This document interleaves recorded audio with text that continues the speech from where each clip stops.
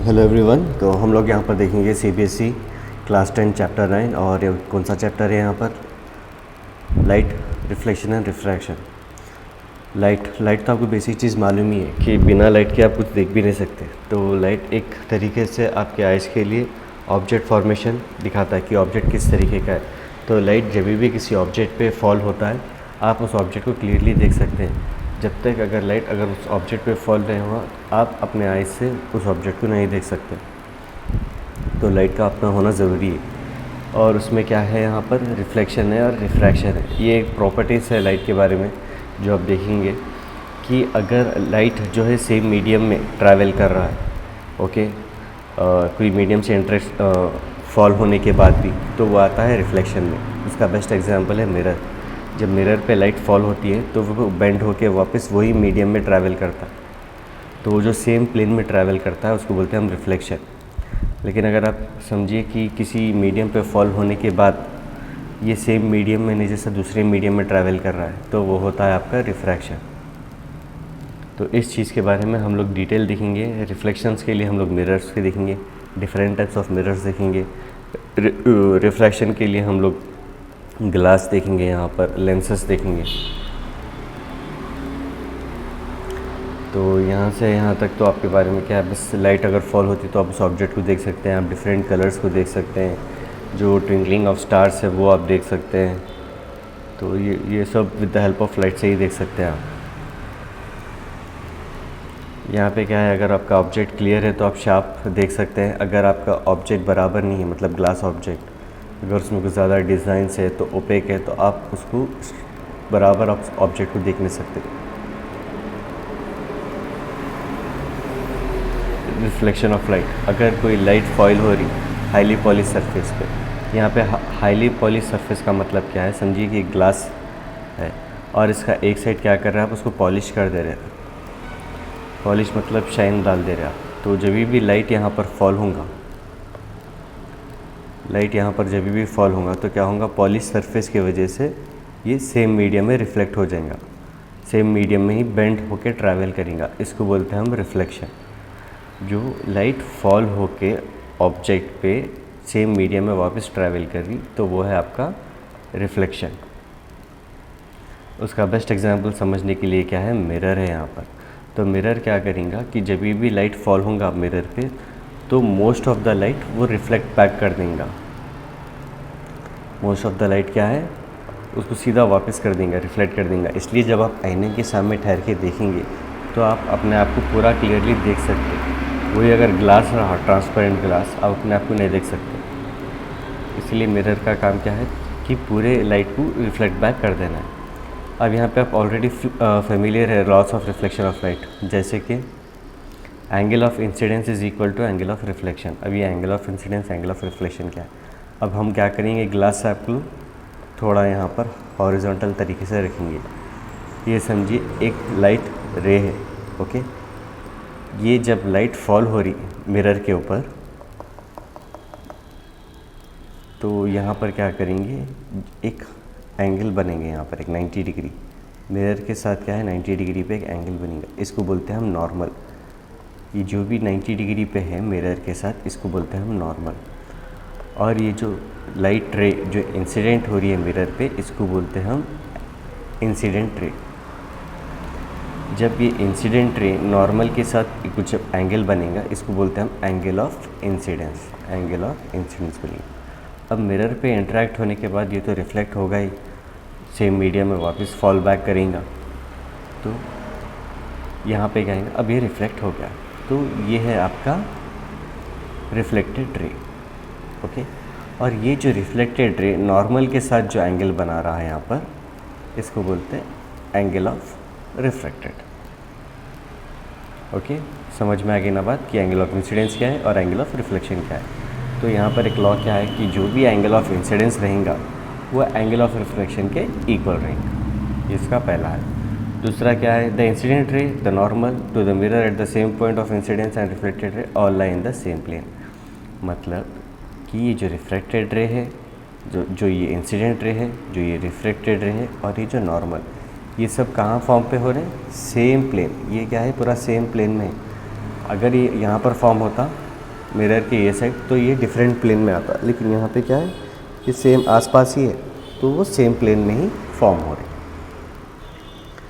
The laws of reflection are applicable to all types of reflecting surface, जितने भी reflecting surface है पूरों पे applicable होता। तो पहला कौन सा है, इंक्लूडिंग में स्फेरिकल सरफेस। सर ये स्फेरिकल सरफेस क्या है? स्फेरिकल सरफेस क्या है? जो प्लेन मिरर नहीं है वो दूसरे जो भी शेप्स में रहेंगे वो स्फेरिकल मिरर्स में आ जाएंगे आपको। तो हम आगे देखेंगे यहाँ पर क्या क्या है। तो you are familiar with the formation of the image plane mirror. आपको ऑलरेडी मालूम है प्लेन मिरर में इमेज कैसा फॉर्म होता। पहली चीज़ क्या है, इमेज जब भी मिरर में फॉर्म होता है वो है वर्चुअल और एरेक्ट। मतलब अब समझिए कि यहाँ पे आपका मिरर है, आप यहाँ पे ठहरे हुए हैं, तो आपका इमेज भी क्या होगा, यहाँ पर मिरर के पीछे बनेगा। आपका इमेज भी क्या है, मिरर के पीछे बनेगा। तो पहली चीज़ क्या है, मिरर के सामने जो भी इमेज फॉर्म होती वो है रियल, मिरर के पीछे जो भी इमेज फॉर्म होता वो है वर्चुअल। दूसरा क्या लिखा हुआ है यहाँ पर, एरेक्ट। एरेक्ट का मतलब क्या है, यहाँ पर आप जैसे ठहरे हुए वो भी वैसा ही फॉर्म हो रहा, ठीक है, आप उल्टे फॉर्म नहीं हो रहे यहाँ पर, तो वो है आपका एरेक्ट। और एक चीज़ यहाँ पे क्या है, आप रियल की जितनी हाइट रहेंगी, अब फॉर एग्ज़ाम्पल आपकी हाइट यहाँ पर 5 फीट है, इमेज की हाइट भी कितनी फॉर्म होती है यहाँ पर, 5 फीट ही फॉर्म होती, सेम साइज़ का ही रहेगा। और एक क्या है, रियल आप जितने दूर है यहाँ पर, समझे यहाँ से आप 10 मीटर पे है, वर्चुअल से भी इमेज कितनी दूर पे फॉर्म होगा, 10 मीटर्स पे ही फॉर्म होगा। सबसे इम्पॉर्टेंट चीज़ क्या है यहाँ पर, लैटरली इन्वर्टेड। लैटरली इन्वर्टेड का मतलब क्या है, यहाँ पर आप उल्टे नहीं दिखेंगे, मतलब आपका जो राइट हैंड है यहाँ पर लेफ़्ट हैंड के जैसा दिखेगा, और यहाँ का जो लेफ़्ट हैंड है वहाँ पर राइट हैंड के जैसा दिखेगा, उसको बोलते हैं लैटरली इन्वर्टेड। तो इस तरीके से इमेज फॉर्मेशन होता है प्लेन मिरर्स में। क्या है, एक तो एरेक्ट, दूसरा क्या है वर्चुअल, फिर क्या है इक्वल हाइट, उसके बाद सेम डिस्टेंस और लैटरली इन्वर्टेड, इतने सारी चीज़ें हैं। अब देखेंगे स्फेरिकल मिरर्स। स्फेरिकल मिरर्स कुछ भी नहीं है, समझो अब क्या है, एक हॉलो स्फीयर है। जब आप एक हॉलो स्फीयर को ऐसा डिवाइड करेंगे यहाँ से, और इसका जो पार्ट है आउटर पार्ट वो अगर पॉलिश करके है तो वो आपका हो जाएगा कॉनकेव मिरर। लेकिन जब आप ये साइड का पार्ट समझो एक और एक पार्ट है, और इसको आप पॉलिश करेंगे अंदर से पॉलिश करेंगे, तो वो आपका हो जाएगा कॉन्वेक्स मिरर। तो एक हॉलो स्फीयर को कट करके जब आप मिरर्स बनाएंगे, पॉलिश इनसाइड एंड आउटसाइड, उसके ऊपर डिपेंड करेंगे कि वो कॉनकेव मिरर है या कॉन्वेक्स मिरर है। अगर आपका पॉलिश्ड आउटसाइड है तो वो आपका कॉनकेव मिरर है, अगर आपका वो पॉलिश इनसाइड है तो वो आपका कॉन्वेक्स मिरर है।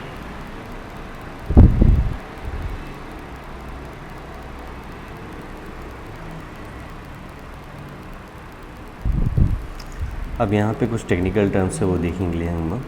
अगर समझिए एक स्फेरिकल मिरर से, स्फेरिकल मिरर के हिसाब से जो इसका सेंटर पॉइंट रहेगा यहाँ पर मिरर का, उसको बोलेंगे हम लोग पोल। जो इसका सेंट्रल पॉइंट है वो है इसका पोल। और जो मिरर का जो सेंटर पॉइंट रहेगा यहाँ पे, ओके, जब स्फेरिकल में देखेंगे आप, वो इसका रहेगा सेंटर ऑफ कर्वेचर।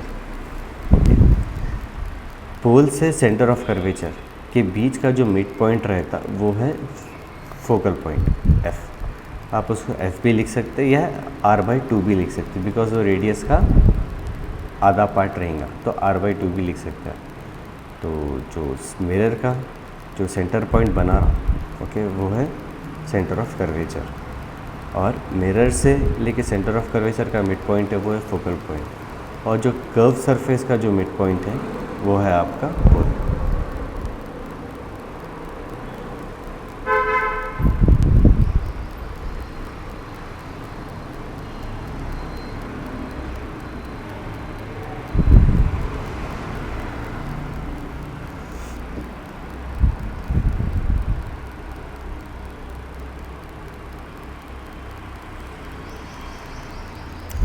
तो यहाँ पे आप कुछ देखिए, यहाँ पर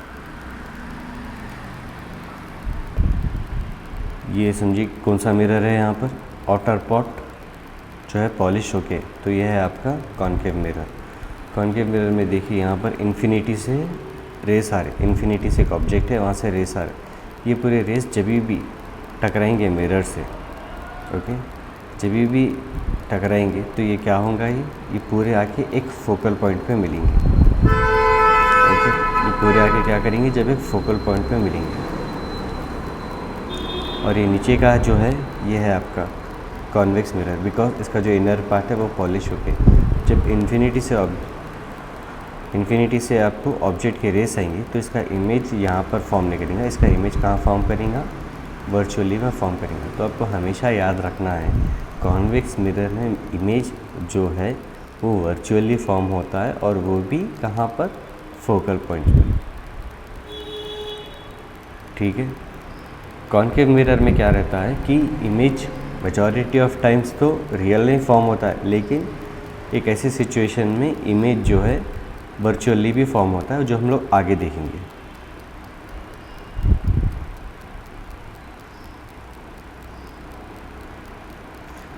अब यहाँ पे आपका टॉपिक है image formation by spherical mirrors. तो उसको बस समझने के लिए टेबल है यहाँ पर, आप ले रहे क्या है, कॉन्केव मिरर ले रहे। कॉन्केव मिरर तो आपको ऑलरेडी मालूम है, जिसका जो पॉलिश सरफेस क्या है, आउटर है। अगर आप ऑब्जेक्ट यहाँ पर मैं आपको सेंटर ऑफ कर्वेचर बता दूंगा, यहाँ पर F है, ठीक है, और यहाँ पे सेंटर में P है।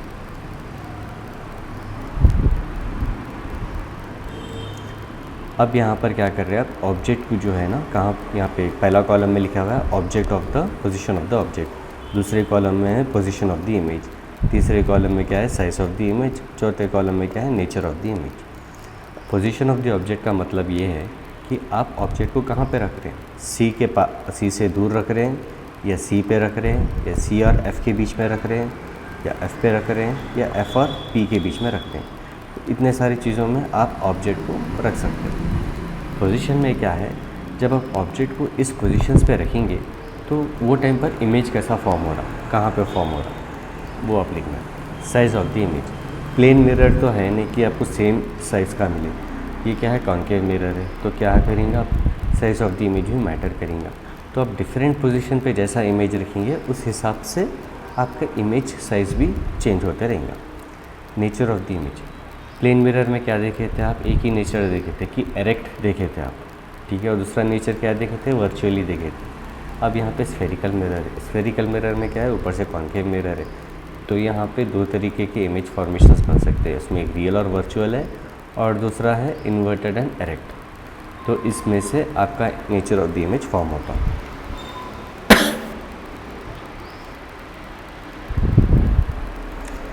तो पहला कंडीशन देखेंगे हम लोग एट इन्फिनिटी। इन्फिनिटी में जब आप ऑब्जेक्ट रखेंगे तो आपका जो इमेज फॉर्म होता वो एट फोकस एफ पे फॉर्म होता आपका इमेज। साइज़ कैसा रहेगा, हाईली डिमिनिश रहेगा, मतलब बहुत ही छोटा इमेज फॉर्म होगा। पॉइंट साइज़ भी बोल सकते हैं आप, हाईली डिमिनिश है जैसे कि पॉइंट साइज़। अब नेचर है, नेचर क्या है, अगर मिरर के पीछे फॉर्म हो रहा तो वर्चुअल है, लेकिन यहाँ क्या है, एफ पे फॉर्म हो रहा। जब आप एफ पे फॉर्म हो रहा तो मतलब ये रियल है। दूसरी चीज़ क्या है, ये उल्टा फॉर्म होगा तो वो है इन्वर्टेड। अब सेकंड जो केस है यहाँ पर बियॉन्ड सी है, बियॉन्ड सी पे रखे आप, मतलब सी के करीब। पहले क्या था, इन्फिनिटी पे था यहाँ पर, अब सी के करीब लाया तो आपका इमेज कहाँ फॉर्म होगा, यहाँ पर जब आप सी के करीब रखेंगे तो आपका इमेज फॉर्म होगा एफ़ और सी के बीच में, एफ़ और सी के बीच में आपका इमेज फॉर्म होगा। यहाँ पर आपका इमेज हाईली डिमिनिश नहीं रहेगा, बल्कि बस सिर्फ डिमिनिश रहेगा। नेचर ऑफ द इमेज में क्या है, रियल है और इन्वर्टेड है। नेक्स्ट केस सी पे रखेंगे, सी पे जैसा आप ऑब्जेक्ट को रखेंगे इमेज भी आपका सी पे ही फॉर्म होगा, बिकॉज वो तो सेंटर ऑफ कर्वेचर है।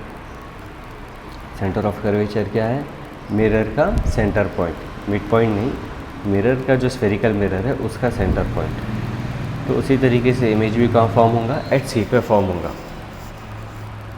अब एक चीज़ यहाँ पर, साइज़ ऑफ द इमेज क्या है, सेंटर ऑफ कर्वेचर पे जब भी आप ऑब्जेक्ट को रखेंगे इमेज का साइज़ भी सेम ही फॉर्म होगा।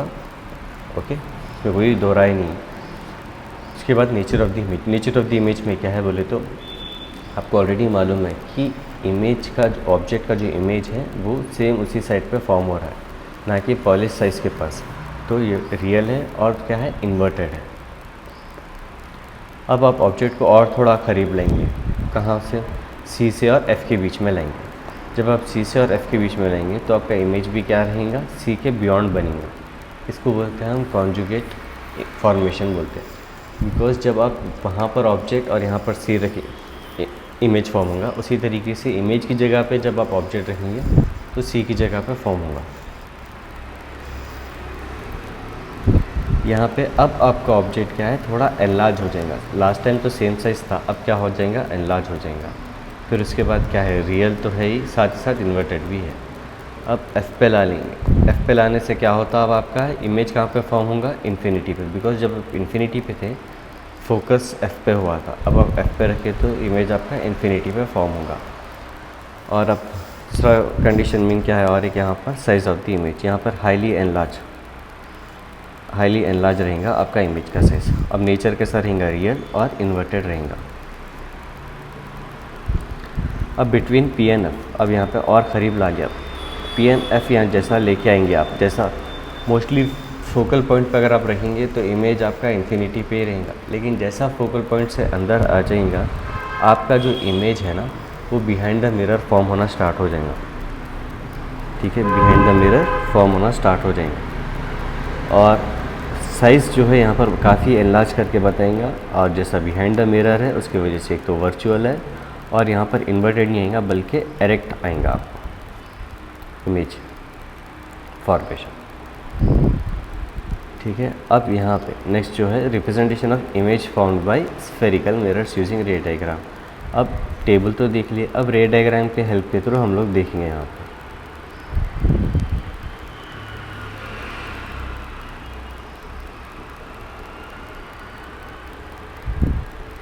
जैसा यहाँ पे देख सकते हैं कि ये एक रे है, यहाँ पे क्या हो रहा, रिफ्लेक्ट हुए बाद क्या हो रहा, आप एक चीज़ गौर करेंगे, सेंटर से यहाँ पर डॉटेड लाइन है। ये डॉटेड लाइन का मतलब क्या है, ये नॉर्मल है बिकॉज ये 90 डिग्री फॉर्म हो रहा है। ओके, और जब भी 90 डिग्री फॉर्म होगा वो रे सेंटर में से ही पास होंगी। इसको बोलते हैं हम लोग नॉर्मल रे भी बोल सकते हैं। अब ये हो गया, आई यहाँ पर इंसिडेंट है, आर क्या है यहाँ पे, रिफ्लेक्टेड है। ठीक है, तो आपकी रे क्या है, फोकल पॉइंट से पास हो जाएगी। सेम चीज़ ये तो हो गया कॉन्केव मिरर। अब कॉन्वेक्स मिरर में देखेंगे, यहाँ पर कॉन्वेक्स मिरर में क्या है, यहाँ पर ये आपकी इंसिडेंट रे है, यहाँ पर इंसिडेंट एंगल फॉर्म हो रहा है यहाँ पर, फिर उसके बाद रिफ्लेक्टेड रे हो रही है। जो ये 90 डिग्री है वो सेंटर से फॉर्म हो जाएंगे और जो रिफ्लेक्टेड रे है अगर आप इसको एक्सटेंड करेंगे वापस तो ये फोकल पॉइंट से क्रॉस होगा। जब रिफ्लेक्टेड रे को आप एक्सटेंड करेंगे तो वो फोकल पॉइंट से पास होता है। ये जो रे पैरेलल है, ठीक है, ये जो रे पैरेलल है ना, इसको बोलते हैं, खासकर ये जो पोल है ये रे को बोलेंगे हम लोग प्रिंसिपल एक्सेस। और इस पे जब भी कोई रे जो पैरेलल रहेंगी, ये पैरेलल रे रिफ्लेक्ट होकर फोकल पॉइंट से ट्रैवल करेंगी। ये पैरेलल रे जो प्रिंसिपल एक्सेस से पैरेलल है ये रिफ्लेक्ट होके फोकल पॉइंट से ही ट्रैवल करेंगे।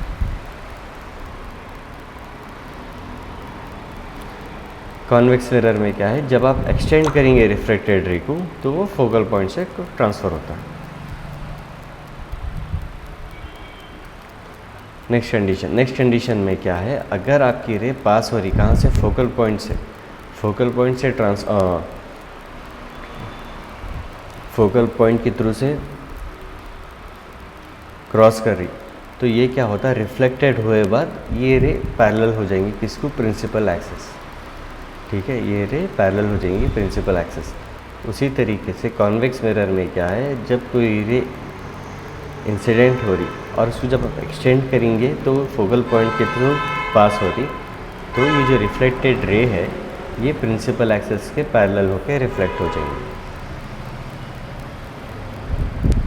अगर कोई रे सेंटर ऑफ कर्वेचर से पास हो रही तो वो रिफ्लेक्ट होके क्या है, फिर वापस सेम उसी डायरेक्शन में चल जाती, बिकॉज वो तो खुद एक रेडियस है, तो उससे अगर पास हुआ तो इंसिडेंट नॉर्मल पे से ही चल जाती है वापस।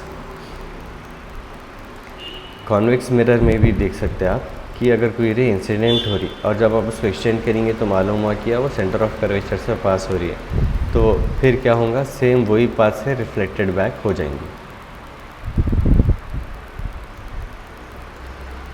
अब कोई इंसिडेंट रे सीधा डायरेक्ट पोल पे इंसिडेंट हो रही तो रिफ्लेक्ट होके वापस यहाँ से चल जाएगी, सेम एंगल फॉर्म होके, because angle of incidence is equal to angle of reflection. और ये जो प्रिंसिपल एक्सिस है ये तो आपका नॉर्मल है यहाँ पर 90 डिग्री, तो ये सेम रिफ्लेक्ट होके वापस चले जाएंगी ऑपोजिट डायरेक्शन में सेम एंगल से। Same goes with the convex.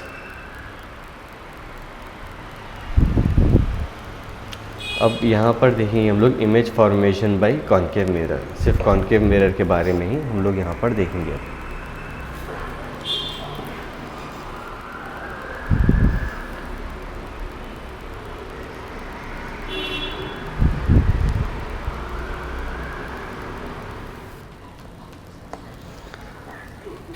अब देखेंगे हम लोग यहाँ पर image formation by concave mirror.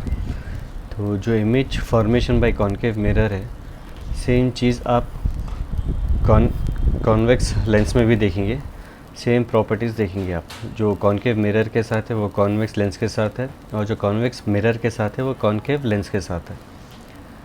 ठीक है, तो पहले इमेज फॉर्मेशन ऑलरेडी आप लोग यहाँ ऊपर के टेबल में देखे हैं कि ऑब्जेक्ट अगर बियॉन्ड सी है, ठीक है, बियॉन्ड सी जो इन्फिनिटी के पास है, तो उसका इमेज कहाँ फॉर्म होगा, एफ पे फॉर्म होगा, और वो भी इन्वर्टेड है और हाईली डिमिनिश्ड।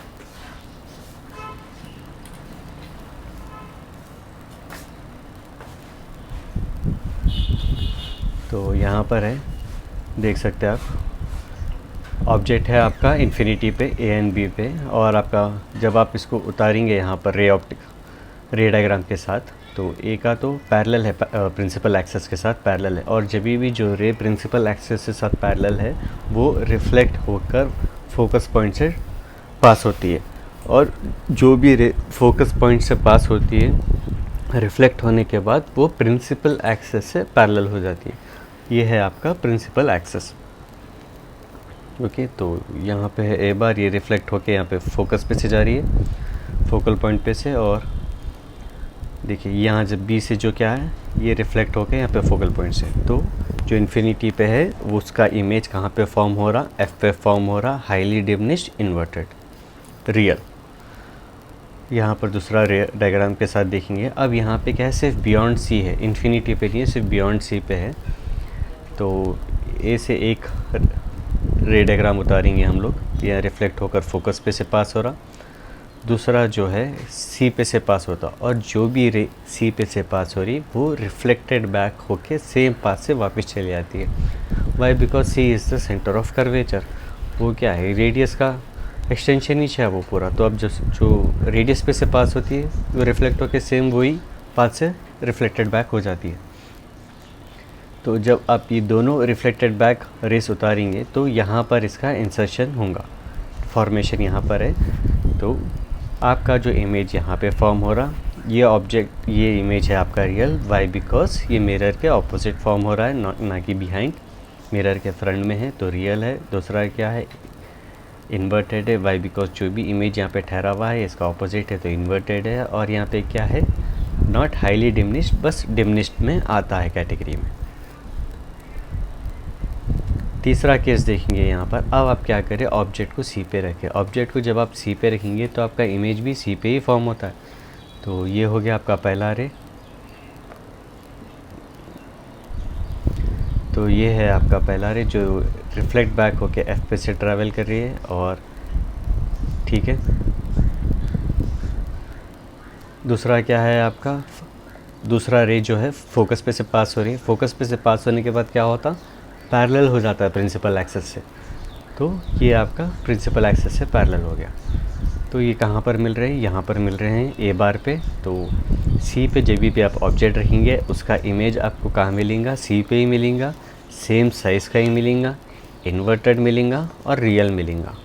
ठीक है, तो ये केस में ऐसा होता है। नेक्स्ट केस में अब क्या कर रहे हैं हम लोग, ऑब्जेक्ट को कहाँ रखें आप, सी और एफ़ के बीच में रखें। ये है सी सेंटर ऑफ कर्वेचर और ये एफ है फोकस, इन दोनों के बीच में रखें। तो यहाँ पे रखने से अब आप उसको उतारेंगे। पहला जो रे है उसको जब आप एक्सटेंड करेंगे तो यहाँ से रिफ्लेक्टेड बैक होके कहाँ से सी पे से पास होगा, बिकॉज ये क्या है, नॉर्मल एक्सेस है, तो ये रिफ्लेक्टेड बैक होके सी से ही पास होगा, और सी से पास हुआ तो इसको आप यहाँ से एक्सटेंड कर सकते हैं। दूसरा जो रे है वो पैरेलल है, प्रिंसिपल एक्सेस के पैरेलल है, तो रिफ्लेक्ट बैक होके कहाँ पे आएगा, एफ पे से पास होगा। Any ray which is parallel to the principal axis is passes through the F focal point. तो जब आप इसको एक्सटेंड करेंगे वो यहाँ पे जब आपका इमेज फॉर्म होगा, तो जब भी आप ऑब्जेक्ट सी और एफ़ के बीच में रखेंगे तो आपका इमेज कहाँ फॉर्म होगा, बियॉन्ड सी फॉर्म होगा आपका। ठीक है, यहाँ पे क्या है, थोड़ा लार्ज आपको इमेज मिलेगा, दूसरा क्या है इन्वर्टेड मिलेगा, तीसरा क्या है रियल मिलेगा। अब एफ़ पे रखेंगे, एफ़ पे रखने से क्या होता, आपका जो इमेज है वो इन्फिनिटी पे फॉर्म होता, इन्फिनिटी। तो एफ़ पे जब आप रखें यहाँ पर focal point which nothing but r/2, तो यहाँ पे क्या है, पहला तो सेंटर ऑफ कर्वेचर से पास हो जाता है रिफ्लेक्टेड बैक होके, दूसरा क्या है पैरेलल है, पैरेलल होके क्या हो जाता, any ray which is parallel to the principal axis will get reflected back and passes through the F. समझ में आ गया। तो इसका जब इमेज फॉर्म होगा वो इन्फिनिटी पे फॉर्म होता। यहाँ पे आपको लार्ज इमेज मिलेगा, रियल मिलेगा, इन्वर्टेड मिलेगा। अब between focal point and pole, ये है आपका pole. Pole is nothing but centre of the mirror. जब आप पोल और फोकल पॉइंट के बीच में ऑब्जेक्ट रखेंगे तो आपका जो ऑब्जेक्ट है उसका जब रे डायग्राम उतारेंगे तो पहला तो है आपका सेंटर ऑफ कर्वेचर से पास होगा, और दूसरा क्या है पोल पे से यहाँ से रिफ्लेक्ट बैक होगा, तो यहाँ क्या रिफ्लेक्टेड बैक हो जाएगा। जब आप इसको सामने तो ये कहीं भी नहीं मिलेंगे, लेकिन जब आप इसको पीछे इसको फॉलो बैक करेंगे तो आपका इमेज यहाँ पर फॉर्म होगा बिहाइंड द मिरर, और ये इस तरीके के इमेज को आप बोलेंगे virtual image, because it is forming behind the mirror. दूसरा क्या है, इमेज फॉर्मेशन जो है ऑब्जेक्ट से बड़ा आएगा, ठीक है, और यहाँ पे इन्वर्टेड इमेज नहीं आएगा, आपको एरेक्ट इमेज आएगा। तो ये है image formation using concave mirror.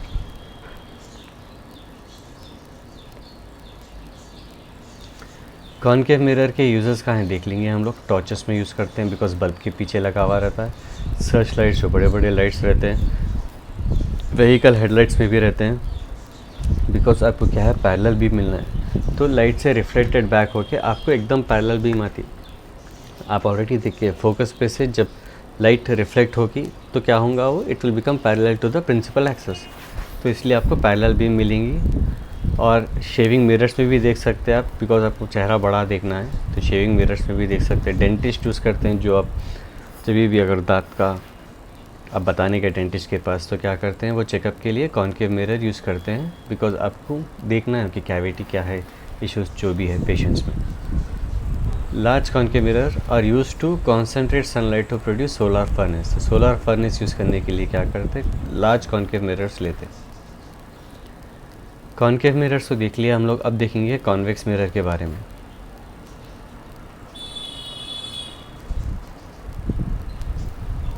तो कॉन्वेक्स मिरर में ज़्यादा कंडीशंस नहीं है, तो जो भी इमेज फॉर्मेशन होता है वो है वर्चुअली फॉर्म होता। तो यहाँ पे क्या है पैरेलल है प्रिंसिपल एक्सिस से, और जब भी पैरेलल हुआ तो ये रिफ्लेक्टेड बैक हो जाएगा। लेकिन जब आप इसको एक्सटेंड करेंगे तो ये कहाँ पे फॉर्म होगा, फोकस पे फॉर्म होगा। यहाँ पे इमेज आपका मैक्सिमम फोकस पे फॉर्म होता है, या फिर उसके अंदर उससे बढ़ के नहीं फॉर्म होता है। कहाँ पर, कॉन्वेक्स मिरर्स में। तो एक तो रहा इन्फिनिटी में, दूसरा क्या करें आप और थोड़ा करीब लेके आए, तभी भी क्या होता है फोकस के अंदर ही फॉर्म होता है इमेज, ठीक है। एट इन्फिनिटी पे जब आप रखेंगे तो at the focus of the mirror पे आपका पोजीशन ऑफ द इमेज है। साइज़ क्या है, हाईली डिमिनिश्ड है, पॉइंट साइज़ भी बोल सकते हैं आप। इसका नेचर कैसा है, नेचर में क्या है बिहाइंड द मिरर फॉर्म हो रहा, तो पहली बात तो वर्चुअल है, दूसरा क्या है एरेक्ट है यहाँ पर। सेकेंड केस में देखेंगे between infinity and pole, infinity and pole के बीच में रख रहे, तो पोजीशन कहाँ आएगा आपको, between pole and F focal point, इन दोनों के बीच में आपका इमेज फॉर्म होगा। यहाँ पर हाईली डिमिनिश्ड नहीं आएगा, सिर्फ डिमिनिश्ड आपका इमेज है। नेचर कैसा है यहाँ पर, नेचर में पहले तो वर्चुअल है और क्या है एरेक्ट।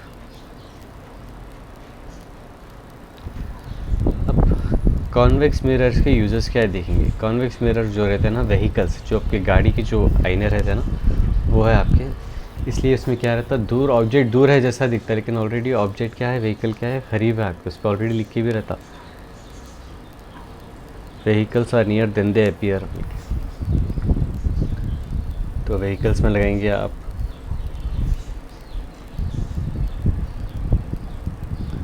अब यहाँ पर है नेक्स्ट टॉपिक है आपका sign convention of for reflection by spherical mirrors. क्या क्या साइन कन्वेंशन है ये सब देखना है अपने को। तो साइन कन्वेंशन में क्या है, तो जो ऑब्जेक्ट है जब भी प्लेस कर रहे हैं आप left of the mirror, it implies the light falling from the object falls. तो जहाँ भी ऑब्जेक्ट आप रखे हुए हैं लाइट वहीं से ही फॉल हो रही, तो और उसको रखेंगे हम लोग लेफ्ट हैंड साइड पे, ठीक है। तो ऑब्जेक्ट को हमेशा आप लेफ्ट हैंड साइड पे रिप्रेजेंट करना है।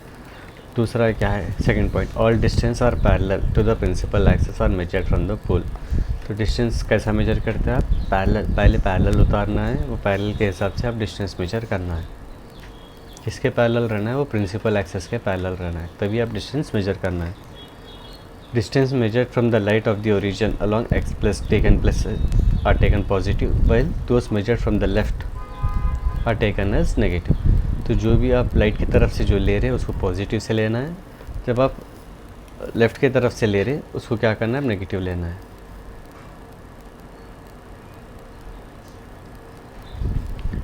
और डिस्टेंस जो मेजर कर रहे हैं ना perpendicular to the principal axis और पॉजिटिव, जो ऊपर का ले रहे और जो नीचे का ले रहे वो है आपका नेगेटिव।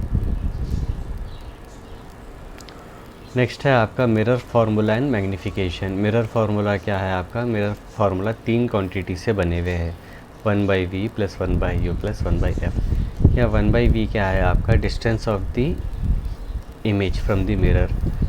1/u क्या है यहाँ पर, u यहाँ पर है distance of the object from the mirror, f क्या है फोकल पॉइंट। तो इस डायग्राम को समझेंगे यहाँ पर। यहाँ पे आप कौन सा मिरर लेके है, कॉनकेव मिरर लेके, बिकॉज यहाँ पर आउटर साइड पे पॉलिश्ड है, ठीक है। तो यहाँ है का direction of the incident light. तो ये जो डिस्टेंस रहेगा वो लेफ्ट नेगेटिव रहेगा, और ये जो डिस्टेंस रहेगा इसको आप लेंगे पॉजिटिव, ठीक है। ये तो हो गया distance which is parallel to the principal axis. और distance which is perpendicular to the principal axis ना ऐसा लेना है, अगर ऊपर रहा एरेक्ट रहा उसको पॉजिटिव लेंगे, अगर आपका जो इमेज फॉर्मेशन है वो इन्वर्टेड रहा तो उसको क्या करेंगे आप, नेगेटिव लेंगे। ये है आपका distance of the object from the perpendicular to the principal axis. Next है मैग्नीफिकेशन। मैग्नीफिकेशन में क्या है, कितना बड़ा और छोटा, ठीक है। बड़े को मैग्नीफिकेशन बोलते हैं, तो छोटे को डी मैग्नीफिकेशन नहीं बोलते, उसको भी मैग्नीफिकेशन बोलते हैं, लेकिन कम वाला मैग्नीफिकेशन बोलते हैं। तो इसको मेजर करने के लिए एक सिंपल सा फार्मूला है, आप उसको लिखेंगे m। मैग्नीफिकेशन को आप m रिप्रेजेंट करेंगे, और which is equal to height of the image by height of the object, height of the image by height of the object. ये रेशियो मालूम करने से आपको मैग्नीफिकेशन आ जाएगा, ठीक है।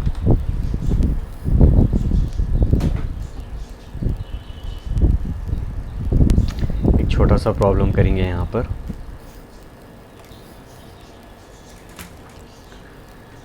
एक कॉन्वेक्स मिरर लिए आप फॉर रेयर व्यू व्हीकल्स में तो आपको ऑलरेडी मालूम है अपन कॉन्वेक्स मिरर यूज़ करते हैं, ठीक है। और उसका रेडियस ऑफ कर्वेचर क्या है, r = 3 मीटर है यहाँ पर। और if bus is located 5 metre from the mirror, mirror से कितनी दूर पे है आपका ऑब्जेक्ट, 5 मीटर पे है।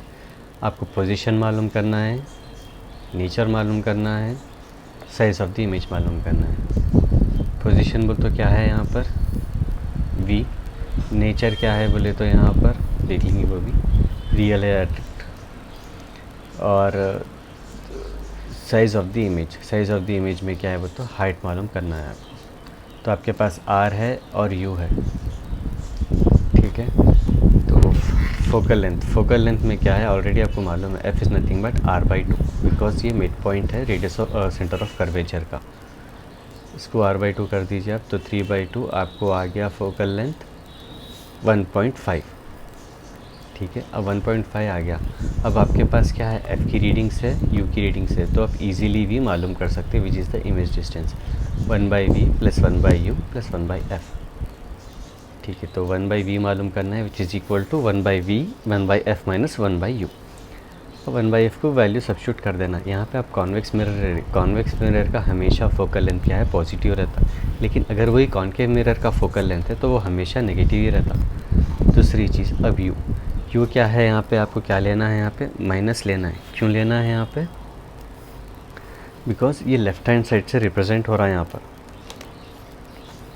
ओके, यहाँ पे जब भी आप रियल ले रहे कॉन्वेक्स मिरर में तो आपको माइनस से ही लेना है, तो माइनस 5.00। ठीक है, मल्टीप्लाई कर दीजिए। मल्टीप्लाई करे बाद अब आपको एलसीएम निकालना है, तो आपको वी की वैल्यू आ जाएगी। अब आपको मालूम करना इमेज कहाँ पे फॉर्म हो रहा, 1.15 पे। अब मैग्नीफिकेशन मालूम करना। Magnification is equal to M H dash by H लिख सकते हैं, माइनस वी बाई यू लिख सकते हैं। ठीक है, ये है फॉर्मूला। तो v की वैल्यू लिख दीजिए, u की वैल्यू लिख दीजिए, सिंप्लीफाई कर दीजिए, आपको आ जाएंगी वैल्यू मैग्नीफिकेशन का। अब आपको आ गया पॉजिटिव वैल्यू। पॉजिटिव वैल्यू का मतलब क्या है, नेचर इसका एरेक्ट है। अगर नेगेटिव आता था तो इन्वर्टेड आता था। सो द इमेज क्या है आपका, पहली चीज़ तो वर्चुअल है, कॉन्वेक्स मिरर का इमेज पीछे ही फॉर्म होता। दूसरा क्या है, एरेक्ट है। ठीक है, कॉन्वेक्स मिरर में जो इमेज फॉर्म होता है वो एरेक्टिव फॉर्म होता, एक ही कंडीशन है। और small size, smaller in size है, दैट इज़ मैग्नीफिकेशन इसका 0.23 है।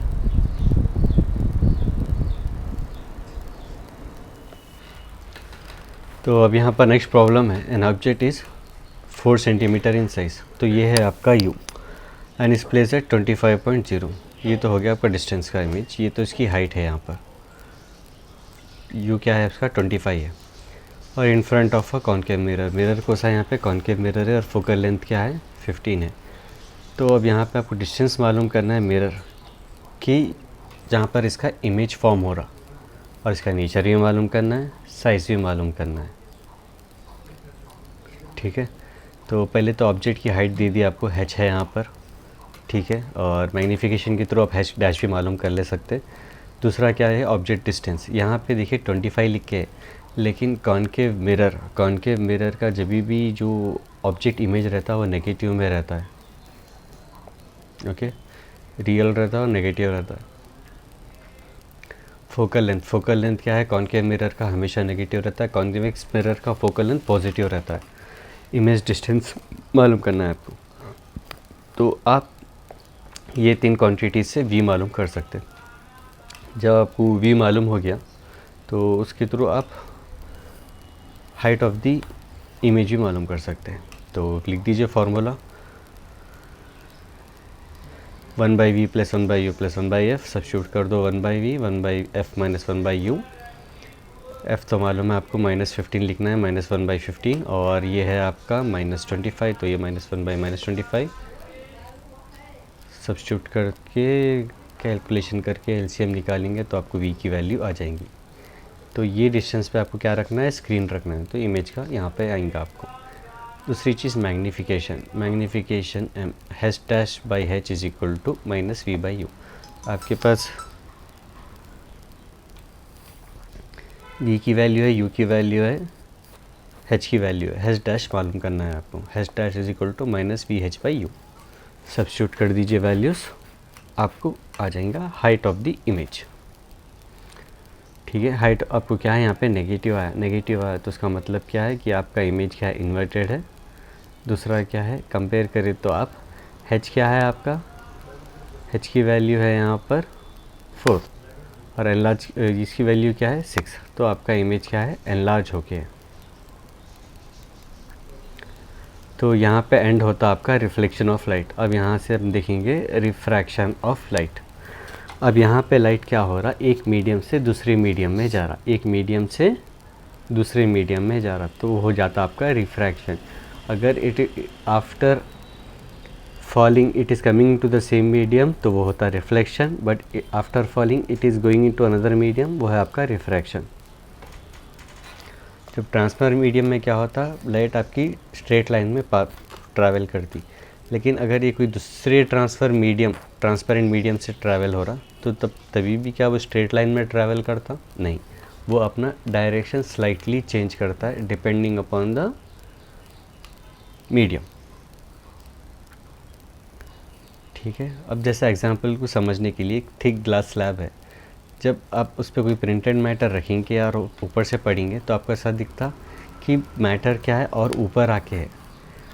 वैसे क्या है, आप पेंसिल रखेंगे एक ग्लास बीकर में, आप पेंसिल रखिए पानी भर के, तो आपको क्या दिखेंगे, पेंसिल थोड़ी बेंड दिखेंगी और छोटी दिखेंगी, ऊपर दिखेंगी। ठीक है, जैसे एक नींबू भी रखिए, नींबू रखते क्या होता, आपको साइज़ बड़ा दिखता पानी के अंदर। तो काफ़ी सारी चीज़ें हैं जहाँ पे आप एक मीडियम से दूसरे मीडियम में देखेंगे तो आपको चीज़ अलग दिखते। यहाँ पे अपेरेंट डिस्प्लेसमेंट ऑफ पेंसिल लिखा हुआ है। अपेरेंट डिस्प्लेसमेंट का मतलब क्या है, अब समझो आप 1 रुपये का सिक्का या कोई कॉइन है जो आप स्विमिंग पूल में देखेंगे, ऑलरेडी वो रहता है काफ़ी अंदर, लेकिन जब आप स्विमिंग पूल के अंदर रख के उसे देखेंगे आपको वो थोड़ा रेज्ड होके दिखेगा। तो it's not the real depth, but लेकिन आपको क्या है, थोड़ा इंक्रीज होके दिखेगा, तो उसको बोलते हैं हम अपेरेंट, जो कि रियल नहीं है लेकिन दिखता कि वो वहाँ पर है।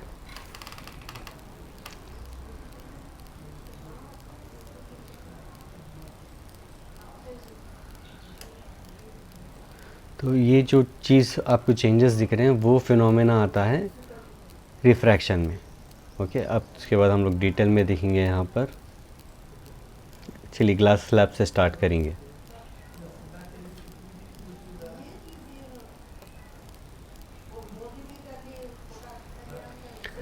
हाँ, अब ये है आपकी इंसिडेंट रे, ई से एफ तक क्या है, वो तक क्या है आपकी इंसिडेंट रे है। और यहाँ पे एन क्या है, नॉर्मल। नॉर्मल आपको मालूम है मीडियम के हमेशा 90 डिग्री पे रहता है। ठीक है, इंसिडेंट रे और नॉर्मल के बीच में जो एंगल फॉर्म हो रहा वो है आपका इंसिडेंट एंगल। फाइन, अब यहाँ पर इंसिडेंट हुआ, इंसिडेंट हुए बाद क्या है, देखा गया तो ये स्ट्रेट लाइन में ऐसा ट्रैवल करता है ट्रांसपेरेंट मीडियम में, लेकिन जब अदर मीडियम में ट्रैवल करते हैं तो थोड़ा स्लाइटली बेंड होता है टूवर्ड्स दी, स्लाइटली बेंड होता है टूवर्ड्स दी नॉर्मल।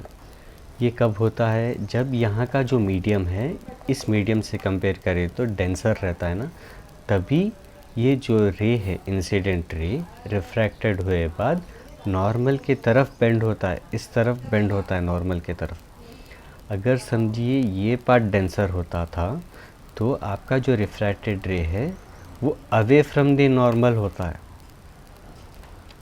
ठीक है, समझ में आ गया ना। तो जब भी आप समझना कि रिफ्रैक्टेड रे बेंड हुआ टूवर्ड्स द नॉर्मल तो मतलब ये डेंसर मीडियम है।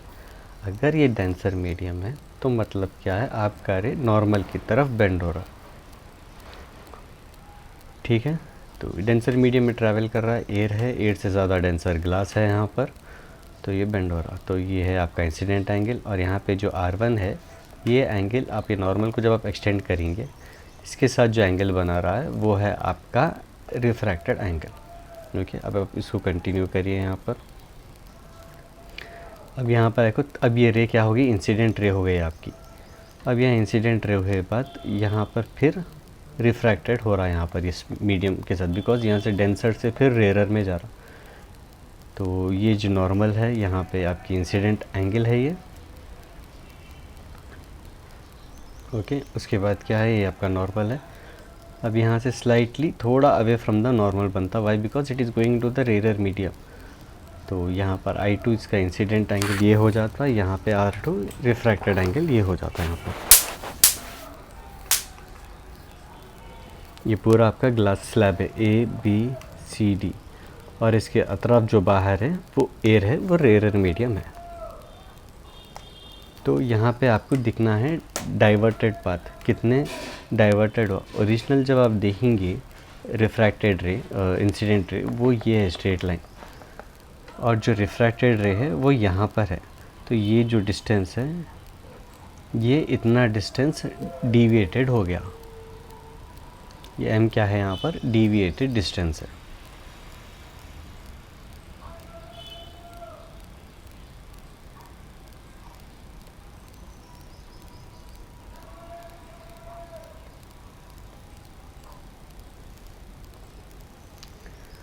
अब यहाँ पे laws of refraction of light है। पहला क्या है, the incident ray, the refracted ray and the normal to the interface of two transparent medium at the point of incident all lie in the same plane. जो refracted ray है, जो incident ray है और जो normal है, or all lie in the same plane. The ratio of sine of angle of incidence and the angle of refraction is a constant. For the light of a given color and for the given pair of media, this law is known as a Snell law. जब आप दोनों का sine value निकालेंगे I/R तो आप पाएंगे constant value.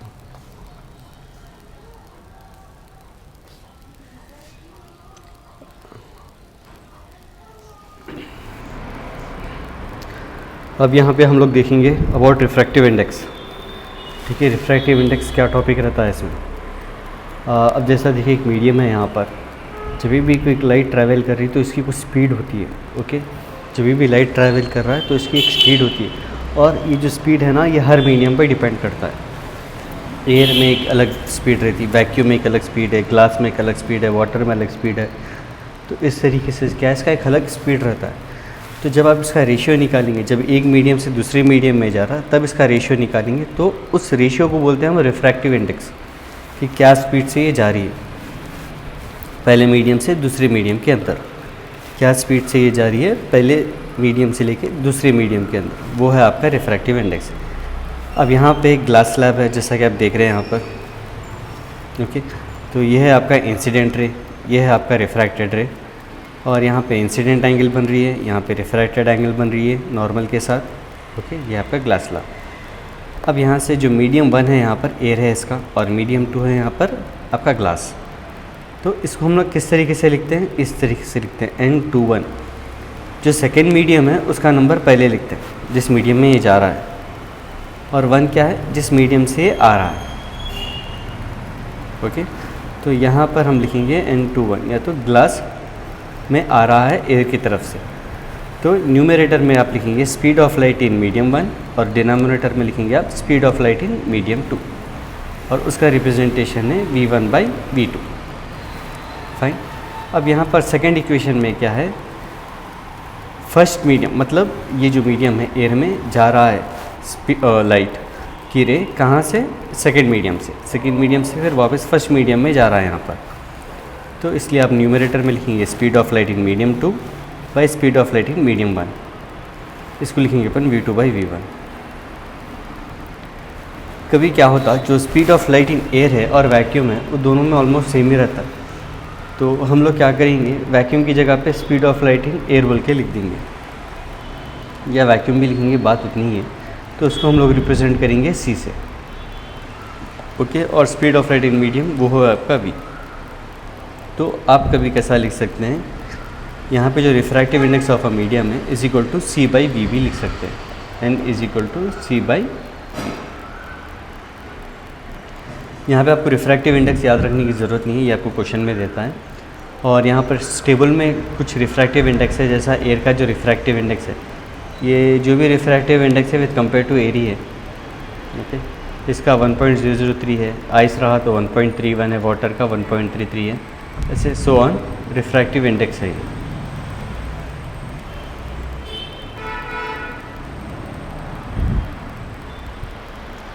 अब यहाँ पर नेक्स्ट टॉपिक है आपका रिफ्रैक्शन बाय स्फेरिकल लेंसेस. इससे पहले हम लोग जब देखे थे रिफ्लेक्शन बाय स्फेरिकल मिरर्स देखे थे.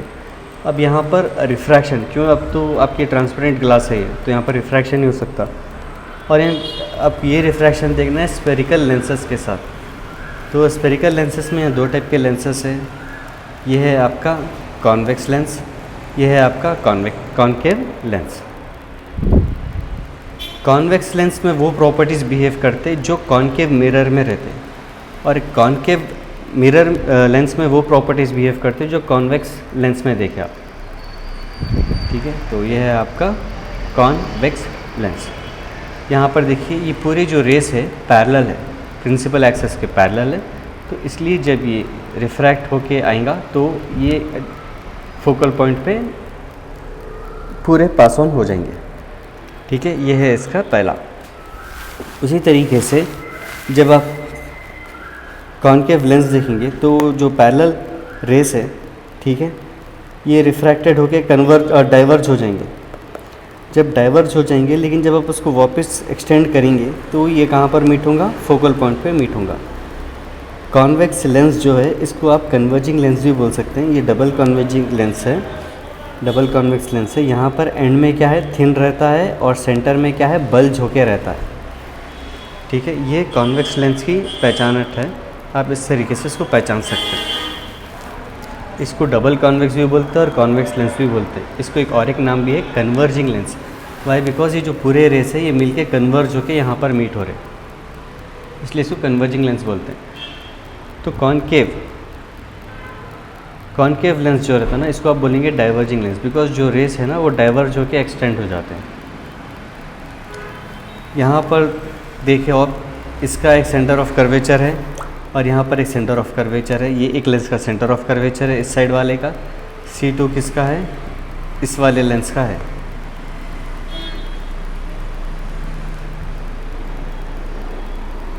इस वाले लेंस का ये C2 है। वो आपका तो पोली है यहाँ पर, ऑप्टिकल, यहाँ पे क्या बोलेंगे, ऑप्टिकल पॉइंट बोलेंगे यहाँ पर आप। और दूसरा क्या है यहाँ पर, ये F1 इस लेंस के लिए आता, F2 जो है वो इस लेंस के लिए आता। ठीक है, ये 2F2 is nothing but C2, 2F1 मतलब ट्वाइस रहता है ना ये। दो बार आप फोकल लेंथ को करेंगे तो आपको सेंटर ऑफ कर्वेचर की वैल्यू आ जाएंगी। तो इसमें 2 सेंटर ऑफ कर्वेचर्स है, 2 फोकल पॉइंट्स हैं।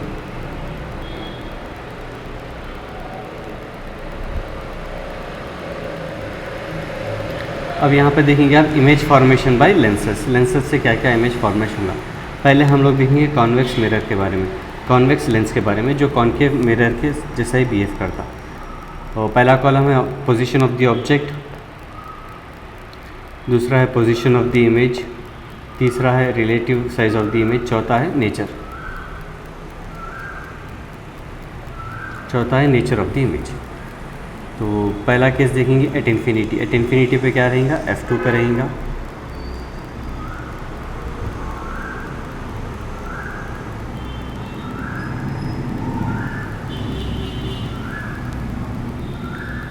एट इन्फिनिटी पे क्या है, position of the image F2 पे है।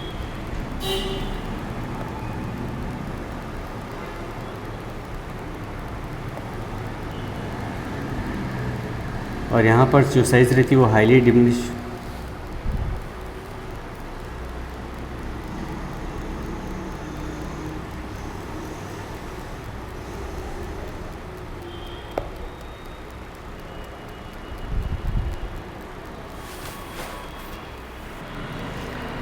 अब यहाँ पे पहला कॉलम है यहाँ पर पोजीशन ऑफ द ऑब्जेक्ट। ठीक है, पोजीशन ऑफ द ऑब्जेक्ट है यहाँ पर। दूसरा कॉलम है पोजीशन ऑफ द इमेज, तीसरा कॉलम है relative size of the image, चौथा कॉलम है nature of the image. Fine. तो पहला केस में रहेगा एट इन्फिनिटी पर रहा तो क्या है, आपको कहाँ पे इमेज फॉर्म होगा, F2 फोकल पॉइंट पे फॉर्म होगा। साइज़ क्या है इसका, हाईली डिमिनिश्ड पॉइंट साइज रहेगा और इसका जो नेचर है वो रियल और इन्वर्टेड रहेगा। सेकंड में क्या है, बियॉन्ड 2F1 मतलब क्या है, C से सेंटर ऑफ कर्वेचर से ज़रा पहले। तो ये है इसका। तो इसमें आपको बनेगा between centre of curvature and focal point, और साइज़ क्या है, डिमिनिश्ड है, रियल एंड इन्वर्टेड रहेगा। इसके बाद का केस है एट 2F1 मतलब सेंटर ऑफ कर्वेचर पे बन रहा आपका, तो आपको इमेज भी सेंटर ऑफ कर्वेचर पे बनेगा, सेम साइज़ का बनेगा, रियल और इन्वर्टेड बनेगा। उसके बाद है focal and centre of curvature, तो आपको beyond of centre of curvature बनेगा, साइज़ क्या है, एनलार्ज रहेगा, रियल और इन्वर्टेड रहेगा। अब फोकल पॉइंट पे बन रहा तो इमेज कहाँ बनेगा आपका, इन्फिनिटी पे बनेगा, और इन्फिनिटी लार्ज हाई साइज़ का रहेगा, रियल और इन्वर्टेड रहेगा। जो लास्ट केस है वो फोकस और ऑप्टिकल सेंटर के बीच में है, तो यहाँ पर कहाँ बनेगा, ऑप्टिकल सेम साइड में ही बनेगा, ज़्यादा साइज़ का बनेगा और वर्चुअल एंड इरेक्ट रहेगा। अब हम देखेंगे अबाउट कॉनकेव लेंस के बारे में। तो पहला, अगर इन्फिनिटी पे रहा तो आपका इमेज फोकल पॉइंट पे बनेगा, हाईली डिमिनिश्ड पॉइंट साइड रहेगा, वर्चुअल और इरेक्ट रहेगा, मतलब ठहरा हुआ रहेगा, इन्वर्टेड नहीं रहेगा। और जब ऑप्टिकल सेंटर और इन्फिनिटी के बीच में है तो तब बनेगा फोकल पॉइंट और ऑप्टिकल सेंटर के बीच में इमेज, साइज़ डिमिनिश्ड रहेगा और वर्चुअल एंड इरेक्ट रहेगा। अब यहाँ से हम लोग देखेंगे रे डायग्राम। ओके, रे डायग्राम देखेंगे लेंसेस में कैसा रहेगा। तो अगर कॉन्वेक्स लेंस है तो रे जो है प्रिंसिपल एक्सिस के पैरेलल रहा तो ये रिफ्रैक्शन के बाद फोकल पॉइंट से क्रॉस हो जाएगा। वही अगर कॉन्केव लेंस है और जो रे है वो पैरेलल है प्रिंसिपल एक्सिस के, तो after refraction it will get diverge, और इसको जब आप एक्सटेंड करेंगे तो ये फोकल पॉइंट से पास हो जाएगा। और अगर आपकी रे फोकल पॉइंट से पास हो रही है तो after refraction it will be parallel to the principal axis. अगर आपकी रे कॉन्केव मिरर लेंस में जब यहाँ पे रिफ्रैक्ट होंगी और जब आप इसको एक्सटेंड करेंगे तो ये हो जाएगा फोकल पॉइंट से इंटरसेक्ट, तो बोलेंगे ये रे क्या है आपकी पैरेलल हो जाएंगी प्रिंसिपल एक्सिस से। हाँ, अगर ऑप्टिकल सेंटर में से पास हो रही है तो सीधा डायरेक्ट पास हो जाती है। Okay, same with convex lens and concave lens.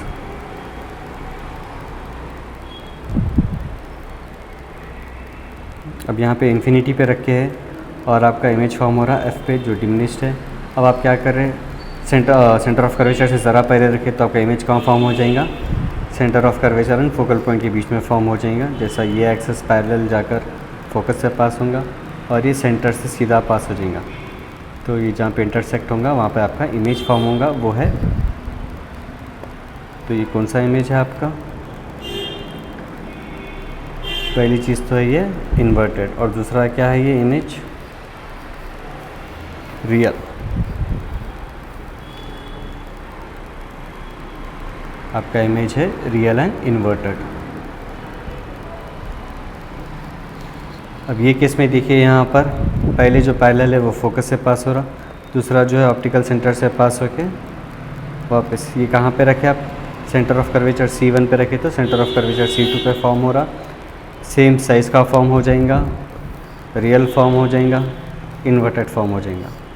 अब centre of curvature and focal point के बीच में है, तो पहले तो ये पैरेलल से फोकस से जाएगा, दूसरा सेंटर ऑप्टिकल सेंटर से जाएगा, तो आपका इमेज का बियॉन्ड C2 मतलब बियॉन्ड सेंटर ऑफ कर्वेचर का बनेगा, लार्ज साइज इन्वर्टेड बनेगा एंड रियल। जब फोकल पॉइंट पे रखे तो इमेज आपका कहाँ फॉर्म होगा, इन्फिनिटी पे फॉर्म होगा। जब फोकल और ऑप्टिकल सेंटर के बीच में रखेंगे तो आपका इमेज रियल में नहीं वर्चुअल में फॉर्म होगा, इन्वर्टेड नहीं एरेक्ट में फॉर्म होगा, और इसका साइज़ हाई रहेगा। अब देखेंगे कॉन्केव लेंसेज में, इसमें दो ही केसेस है। इन्फिनिटी से आ रहा है इमेज तो आपका फोकल पॉइंट पे फॉर्म होगा कैसा, ये जो डाइवर्ज हो जाएगा, जब आप इसको वापस फॉलो बैक करेंगे तो ये फोकल पॉइंट पे मिलता। और अगर सेंटर ऑफ कर्वेचर और फोकल पॉइंट के बीच में है तो आपका image between focal point and optical centre के बीच में फॉर्म हो जाएगा, जो बहुत छोटा रहेगा। ओके, ये भी इमेज वर्चुअल है, ये भी इमेज वर्चुअल है, because they are forming on the same side of the object. अब देखेंगे यहाँ पे sign convention of the spherical lenses. Lenses formula क्या है यहाँ पर, 1/v - 1/u is equal to 1/f। फिर एज इन मिरर में क्या देखे आप, यहाँ पे प्लस देखे थे, लेंसेज में क्या है 1/v - 1/u है। Magnification with the same formula m is equal to height of the image by height of the object, that is h'/h। यहाँ पे आप माइनस नहीं लिखेंगे, माइनस कहाँ रखेंगे, मिरर में रखेंगे -v/u, बट लेंसेज में क्या है सिर्फ v/u है। छोटा सा प्रॉब्लम है, ये देख सकते हैं आप। लास्ट वाला टॉपिक है power of the lens. Power of the lens में क्या है बोले तो the reciprocal of the focal length is nothing but the power of the lens.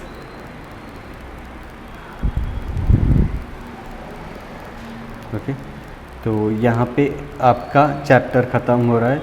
हम लोग और एक वीडियो बनेंगे जहाँ पे हम सिर्फ क्वेश्चन आंसर्स डिस्कस करेंगे, और एक वीडियो बनेंगे जहाँ पे हम प्रॉब्लम्स डिस्कस करेंगे।